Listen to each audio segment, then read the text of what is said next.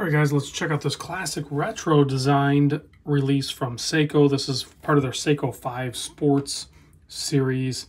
So meaning that it's usually like 100-meter water resist, push-pull crown, kind of the base of what a 5 Sports is it's going to be on the more affordable side of things. Well, for the most part, this one is. I think it's still at like $415. So it's not like incredibly cheap or anything like that, but it's definitely below the $500 price range. So big thanks to Mimo, Mimo's Jewelry, Long Beach, California. I will put a link in the description, a direct link to the website, and a discount code that you can use. Very easy. Just type in random, you know, for like random Rob, just type in random, and that'll offer up the best discount available for that particular item. All right, let's dig into this thing. So, zoom in a little bit. Hang tag. This is the SRPK17, retail price $415. Already talked about that. Movement is the caliber 4R36.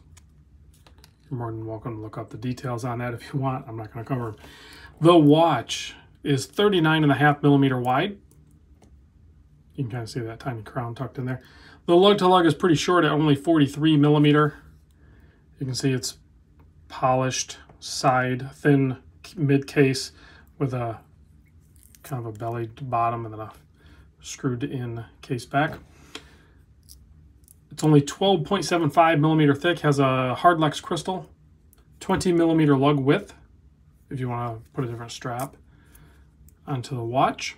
You have these very thin links. They're held together with split pins, and it does taper down to 18mm, and then you have a simple fold over clasp.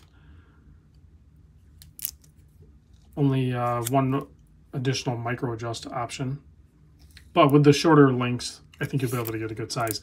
Now, I kind of complained earlier, I think on the unboxing, about I'm not sure how flexible this bracelet is, but I know a bunch of people that are wearing this watch now, and I haven't heard any of them complain about that part of it.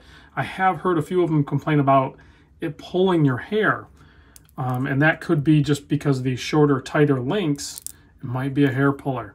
So keep that in mind if you want to wear it on this bracelet. You might lose some hairs. That could be collateral damage from wearing this very cool retro designed watch. This case is kind of like 60s inspired for sure. It has a friction fit or friction operated bidirectional bezel, kind of like a dive bezel. There you go. You got like that polished handset, a little touch of lume there. It looks like applied indices laid down on that railroad track, and then a red seconds hand with a lollipop framed date window that has a little bit of flare to it, and a very small 4.5mm crown just kind of tucked in there. You're gonna need some sort of fingernail to pop that out, but it comes out pretty easy. It doesn't require a ton of force. In that first position, you can change the day and the date. And then one more position, you can adjust the movement, hack the seconds hand, stopping it. In this first position, you can kind of use the meat of your finger just to wind it.